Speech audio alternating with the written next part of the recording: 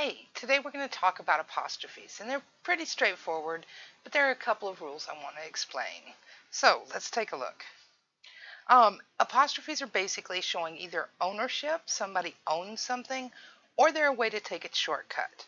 So you want to distinguish between possession and simple plurals.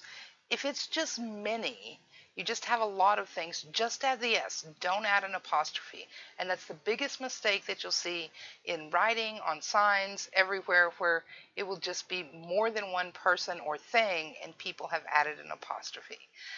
So when do we use the apostrophe? Well, the first one is possession. Use it to show that something belongs to a person or thing.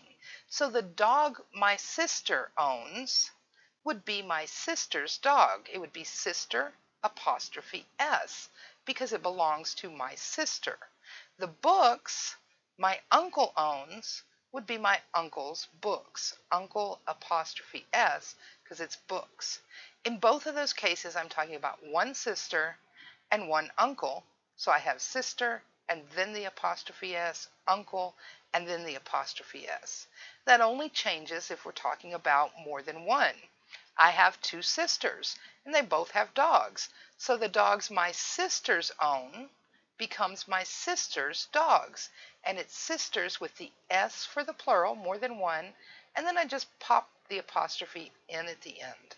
Same thing with uncles. I have more than one uncle, so my uncle's books would be uncles with the S to show there's more than one, and then the apostrophe at the end to show I'm talking about their books. So if the owner is plural, the apostrophe goes after the S we've already added to show it's more than one. Here's a simple test, and this is what I do. I'll run through my mind sometimes when I have a moment and to figure this out. So if you can say it belongs to, the books that belong to my uncle would be my uncle's books. If I would say it belongs to my uncles, then I would put that. If you're lucky enough to speak Spanish, there's a real close correlation to the books de mi tío, so the books of my uncle. In Spanish, it's that kind of my. And if you can say that, then that's when you need that apostrophe. My sister's dogs are the dogs of my sisters, so the dogs de mis hermanas.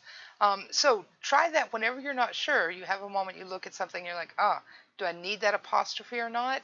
Then say, am I saying this belongs to someone? It is of someone, something. So there's your simple test for checking, do you need the apostrophe or not? Now we'll look at a few just kind of details about that. One place this can get tricky is if the word already ends in S.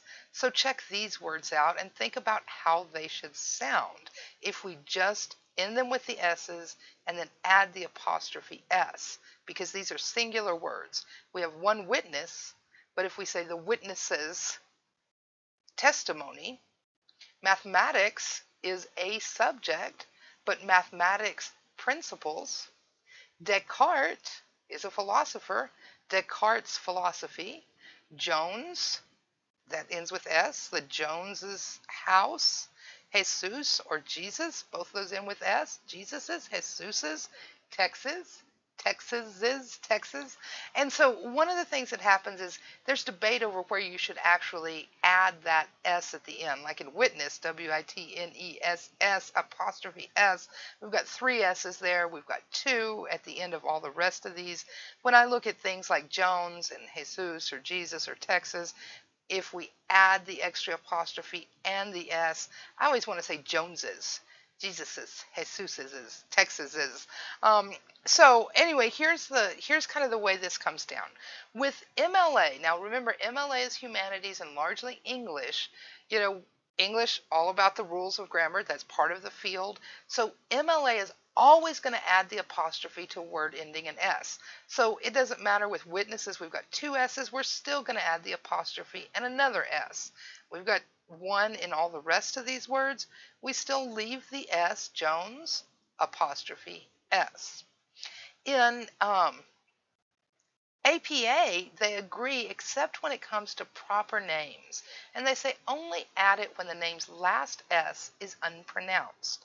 So It would be the same. The only thing that would change here would be Descartes. That's not pronounced. That's French. We say Descartes, not Descartes. So Descartes, even though there's an S there, we would add apostrophe S. But with things like Jones, Jesus, Jesus, Texas, that S is pronounced Jones, Jesus, Texas. So in that case, we would only add the apostrophe. Now, if you're writing an APA, and you're writing for somebody who's really a stickler, this is one of the things you're going to want to pay attention to.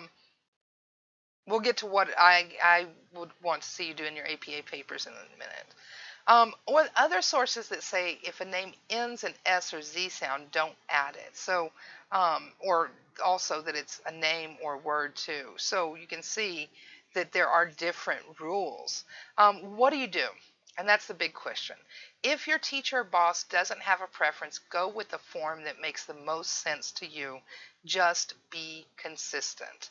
My son's name is Christopher, Chris. So Chris.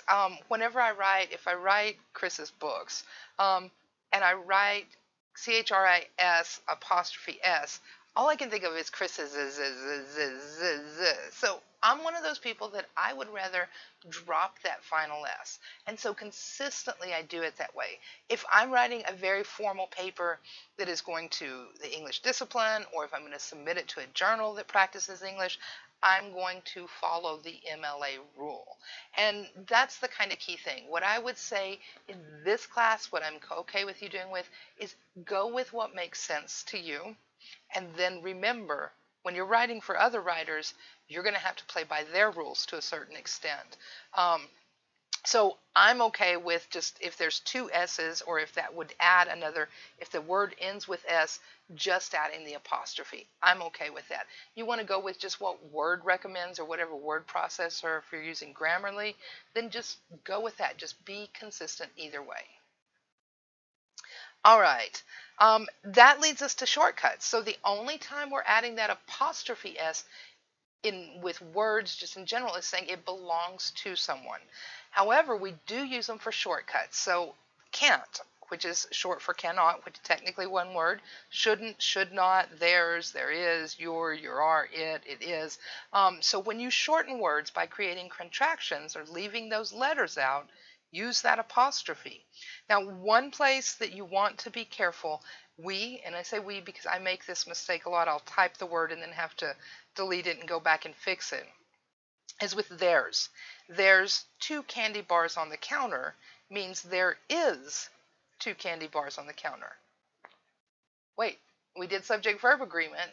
It should be there are 2 candy bars on the counter. So if you have a plural there, just watch out for theirs. There is. And remember, this theirs is there is. But watch out for this when you use theirs, and if you're doing, check your subject-verb agreement there. I know I have to fix that a lot of times because we say it all the time. It's one of those things we hear enough that we often translate it into our writing. Another way we take a shortcut is, of course, with dates, where we'll drop numbers. So, for example, here, 60s equals the 1960s, so it's apostrophe 60 and just an S. Here I don't have an apostrophe with the S, because if I'm just saying the 60s were an interesting decade, then I'm talking about plural, more than one. On the other hand, if I was going to say the music of the 60s is interesting, then I would have apostrophe 60 apostrophe S, because I've got the apostrophe for the shortcut and then the apostrophe to show it's the music of the 60s. So when you do numbers, you do dates, just ask yourself, am I just leaving out that 19 or whatever number you're leaving out and doing the shortcut, or am I showing that it belongs to, or doing, as in this case, with apostrophe 60 apostrophe S, doing both. And then there are a few other times when we use apostrophes. So here's just a few conventions. With lowercase letters, you use it to avoid convention.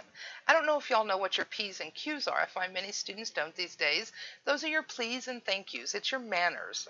My mom and dad would tell me to mind my P's and Q's, to mind my manners. So here, without the apostrophe, he practiced his P's and quiz. No, that doesn't work. So he practiced his P's, P apostrophe S, and quiz, Q's, Q apostrophe S.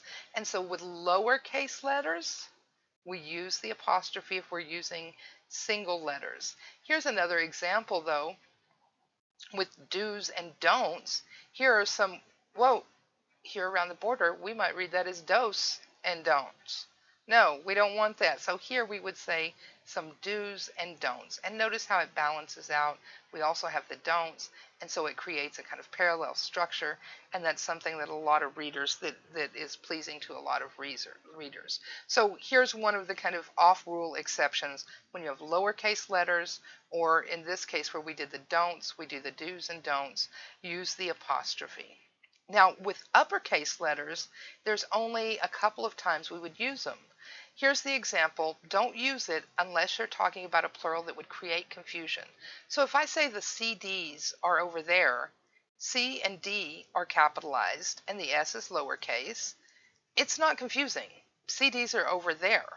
But what if I say as are what you're aiming for, but I mean A's are what you're aiming for?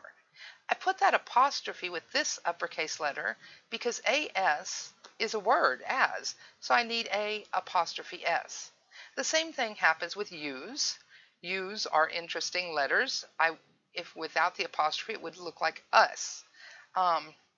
So A's and U's are pretty much it for that. So that's the only time you do that with uppercase letters. I think there's one more. So that's really all you need to know about apostrophes. Even though like they're one of the things that we see visually the most mistakes made, that mistake made 9 times out of 10 is because it's just plural, just many things, and people are putting an apostrophe with it. You don't need that. That's what the S is for. So don't do that. If you just got more than one, just add that S. And then ask yourself when you use an apostrophe, are you showing this object belongs to someone, or are you leaving out letters? And those, in the end, are really the only things that that we use apostrophes for, except for those 2 exceptions with uppercase letters.